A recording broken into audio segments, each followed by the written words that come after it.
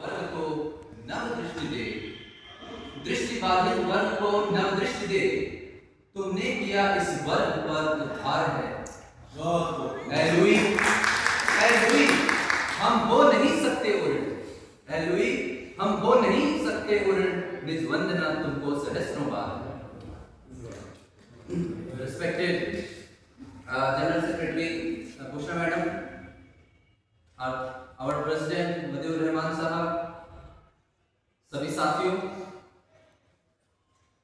ये Louis Braille day, Louis Braille का जन्मदिन 243वां जन्मदिन आज हम मना रहे हैं और पूरी दुनिया इसको बहुत सहर्ष, बहुत खुशी और उल्लास के साथ मना रही है।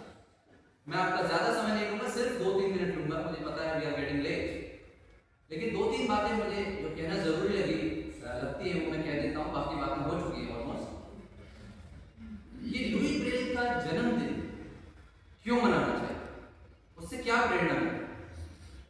नंबर 1 कि लुई ब्रेल एक हमारे ही तरह के दृष्टिहीन साथी है, राइट?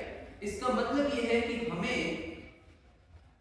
हमें ऐसा लगता है कि वो हमारी कम्युनिटी का, दृष्टिहीन, नेत्रहीन, ब्लाइंड कम्युनिटी का एक महत्वपूर्ण हिस्सा है और उनके आविष्कार को, उनके इजाद को हमें सेलिब्रेट करना चाहिए।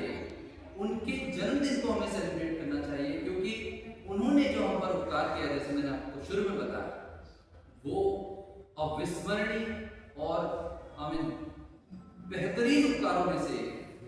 क्योंकि आपको मैं बता दूं, प्रिंट टेक्नोलॉजी के बारे में आपने सुना होगा कि छापाखाने का, प्रिंट टेक्नोलॉजी का इजाद हुआ 16वीं सेंचुरी में, राइट? तो प्रिंट टेक्नोलॉजी को सेलिब्रेट किया गया, उससे बहुत सारी समस्याएं सॉल्व हो गई। रेनेसां आया, प्रोटेस्टेंटिज्म आया, रिफॉर्मेशन, साइंटिफिक रेवोल्यूशन, एनलाइटनमेंट, सब कुछ हुआ। लेकिन अफसोस की बात यह है कि जितना ज्यादा प्रिंट टेक्नोलॉजी आगे बढ़ी, उतना ही ज्यादा दृष्टिहीन समाज डार्कर, उनकी जो जिंदगी है वो और डार्कर होती चली गई, अंधेरे में चली गई। क्योंकि पुराने जमाने में, चाहे वो भारत हो या भारत से बाहर, पुराने जमाने में एक कल्चर था रीडिंग, कम्युनिटी रीडिंग का कल्चर खत्म हो गया कि मैं पढ़ रहा हूं, सब लोग खड़े होकर सुन रहे हैं। वो एक जमाना था। लेकिन जब सबके हाथों में प्रिंटेड बुक्स आने लगी, तो दृष्टिहीन का जो थोड़ा बहुत भी नॉलेज का जो एरिया था वो पूरी तरीके से खत्म हो गया, राइट? तो इसलिए प्रिंट टेक्नोलॉजी से भी ज्यादा ब्रेल का जो आविष्कार है वो हमारे लिए अति महत्वपूर्ण, एक्सट्रीमली इंपॉर्टेंट, राइट?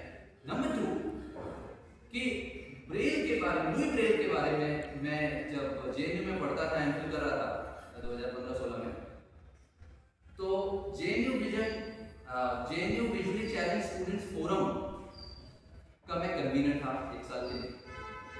और वहां पे एक प्रोग्राम में मैंने नारे लगवाना शुरू किया, लुई तेरी जय हो। और वहां पे बहुत सारे लोग, दृष्टिहीन भी, साइटेड भी, सब लोग आए हुए थे। अब जैसे ही मैंने नारा लगवाना शुरू किया, लोग दे वर वेरी शॉक्ड, ये क्या कर रहा है बेवकूफ आदमी, लुई की जय करवा रहा है। तो मुझे एक दो लोगों ने कहा, ये क्या कर रहे हैं भैया, लुई के नारे क्यों लगवा रहे हैं, फ्रांस के शासक को नहीं जानते? मैंने कहा देखिए भैया, मैं फ्रांस की मैं भी बात कर रहा हूँ, और आपके लिए लुई का मतलब होगा लुई 14, लुई 15, लुई द 16। हमारे लिए लुई का मतलब लुई ब्रेल।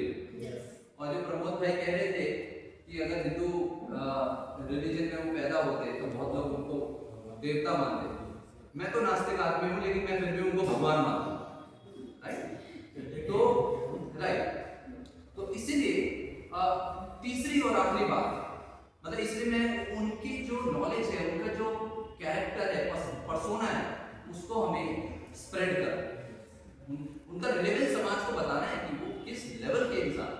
जब वो 1829 से 34 तक इस ब्रेल लिपि के निर्माण में लगे हुए थे, सब लोग कहते थे पागल हो गया, दिमाग खराब हो गया इसका, पता नहीं क्या कर रहा है, राइट? लेकिन जब आप कोशिश करते हैं, उस समय आपको रिकॉग्निशन नहीं मिलती। लेकिन जब कोशिश सफल होती है तब रिकॉग्निशन मिलती है। क्योंकि कितने ही बड़े बड़े देश, United states of America, United kingdom, उन लोगों ने तमाम कोशिशें की और अल्टीमेटली पहले तो अनऑफिशियल रूप से, फिर 1932 में ऑफिशियली एक स्टैंडर्ड ब्रेल को अडॉप्ट किया। इसी तरीके से भारतीय ब्रेल 1951 में, 1951 में इंडिया ने अडॉप्ट की। उसके बाद हालांकि उसमें बहुत से मॉडिफिकेशन होते रहे, वो एक अलग बात है, लेकिन ऑफिशियली भारतीय ब्रेल वाज एक्सेप्टेड और अडॉप्टेड। उससे पहले मैं लेटर भेजता था तो रफीक भाई नहीं पढ़ पाते थे, रफीक भेजते थे तो प्रमोद भाई नहीं पढ़ पाते थे, क्योंकि डिफरेंट डिफरेंट तरह की ब्रेल होती है, राइट। उसको स्टैंडर्डाइज किया। तीसरी और आखिरी बात जो मैं कहना चाहता हूँ कि आज का जो ज़माना है वो डिजिटल दुनिया का ज़माना है। हम सोचते हैं कि हमारे पास कंप्यूटर्स हैं, लैपटॉप्स हैं, ऑडियो रिकॉर्डिंग्स हैं, सब कुछ है।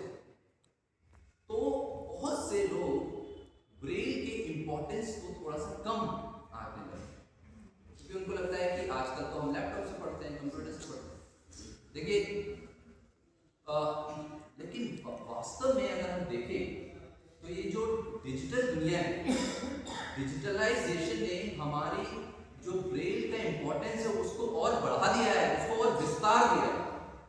और ये बात मैं क्यों कह रहा हूँ, क्योंकि अगर आप ब्रेल को अपने हाथ के नीचे रख के पढ़ेंगे नहीं, मतलब आप कभी भी एक्टिव रीडर नहीं बन सकते, आप पैसिव लिसनर बन सकते हैं, लेकिन एक्टिव रीडर नहीं बन सकते, राइट। और डिजिटलाइजेशन ने जो ब्रेल को विस्तार दिया है उसका एक दो एग्जांपल मैं बताता हूँ, आप बहुत आसानी से समझ जाएंगे कि हमारे पास आज की डेट में ब्रेल इम्बॉसर्स हैं, ब्रेल नोट टेकर्स हैं। आप किसी भी वेबसाइट पे चले जाइए, कोई भी जर्नल खोल लीजिए, कोई भी प्रिंटेड बुक खोल लीजिए ऑनलाइन, और उसी प्रिंटेड बुक को आप अपने हाथों के नीचे से ब्रेल के माध्यम से पढ़ सकते हैं। तो ये ब्रेल को विस्तार देना है। Digitalisation is not the opposite of the Braille, in fact it is an extension of the braille script. तो हमें डिजिटलाइजेशन के साथ साथ ब्रेल को नेक्स्ट लेवल पे सपोर्ट करने की जरूरत है। और मैं चाहूंगा कि जो रफीक भाई आज काम करने वाले हैं बहुत उम्दा काम, आप ब्रेल दिवस के अवसर पर ब्रेल स्क्रिप्टेड बुक्स या कोई भी readable material if you are sharing with someone, that is a real tribute to our hero